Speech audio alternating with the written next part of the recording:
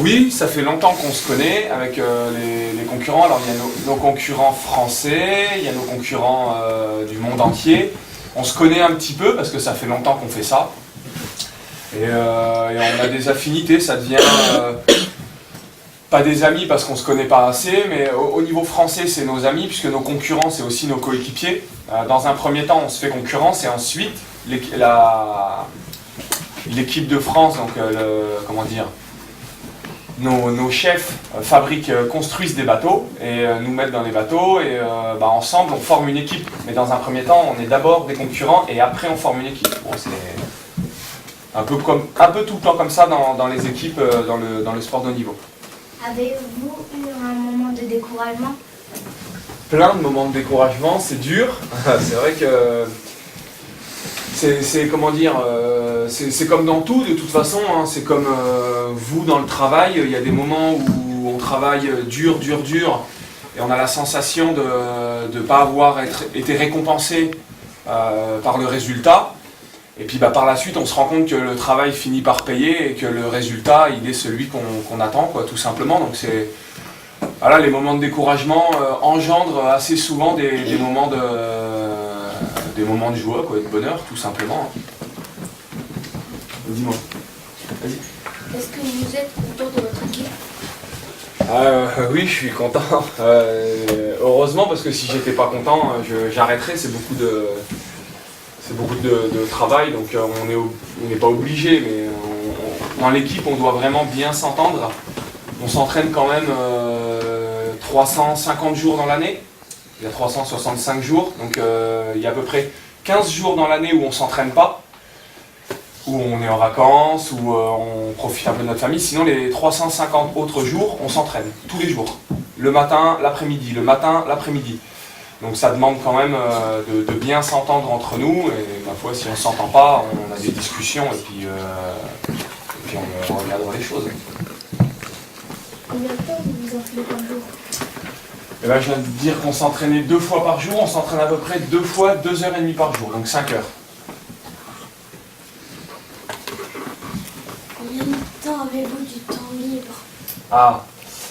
Alors le temps libre, je vous ai dit tout à l'heure que je travaillais aussi à la SNCF, donc une journée type, la journée, on va dire une journée normale, je me lève à peu près à 6h du matin, le premier entraînement commence à 7h30, je vais au travail à peu près vers 9h30, donc je vais à la SNCF, je quitte la SNCF à peu près à 16h30 l'après-midi et je retourne à l'entraînement jusqu'à peu près 19h30. Ensuite, je rentre chez moi retrouver ma femme et mon gamin.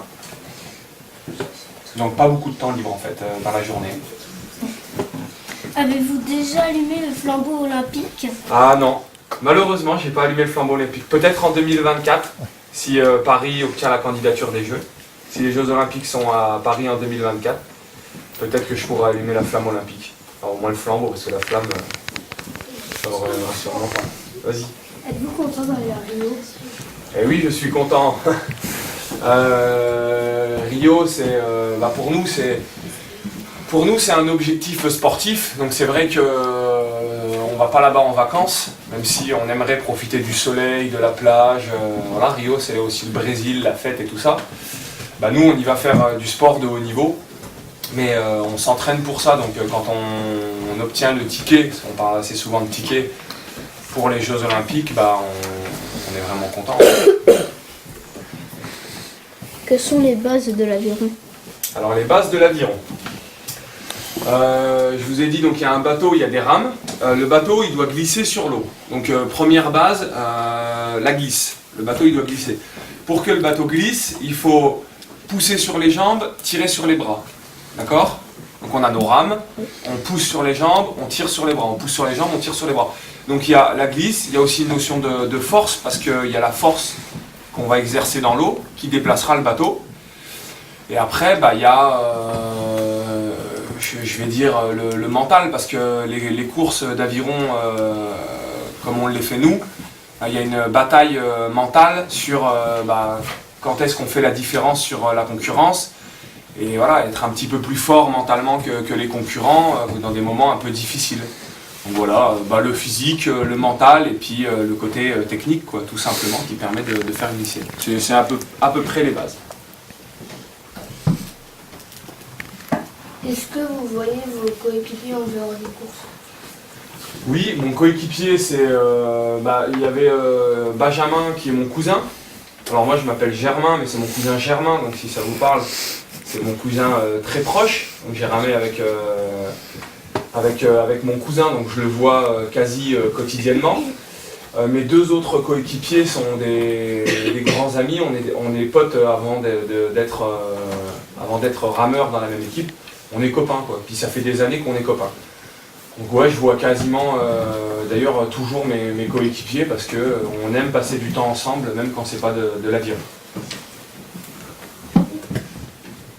Est-ce qu'on peut installer un moteur sur un avion? Ah, si on a le moteur, c'est nous, en fait. Un vrai moteur. On pourrait installer un vrai moteur, mais ça s'appellerait plus de l'aviron. Après, c'est du bateau moteur. Nous, on fait l'aviron à la force des bras et des jambes. Si on rajoute un moteur, on fait plus tout à fait de l'aviron. Mais on peut pas, en fait. Le bateau ne le permet pas. Ça pourrait être facile de l'installer, mais après, on se lance. Avez-vous déjà triché? Ah non, je ne triche pas. En fait, on n'a pas grand-chose à gagner en aviron, si ce n'est de vivre notre passion. En fait, on est passionné par le sport, par le haut niveau, mais on n'a pas d'argent, on n'est pas professionnel, on a éventuellement des primes aux Jeux Olympiques, donc des petites sommes d'argent qui nous permettent de vivre normalement, mais de toute façon, il n'y a jamais d'intérêt à tricher. Mais voilà, non, on triche pas, on s'entraîne dur et puis c'est tout, quoi. Vas-y. Êtes-vous triste de partir loin de votre famille? Ah oui, ça je suis triste de partir loin de ma famille, c'est une bonne question. C'est dur de partir loin de chez nous, mais c'est un choix et quand on peut, on emmène nos familles avec nous. Donc on fait voyager de temps en temps notre famille. Mais c'est toujours assez dur de partir de chez moi.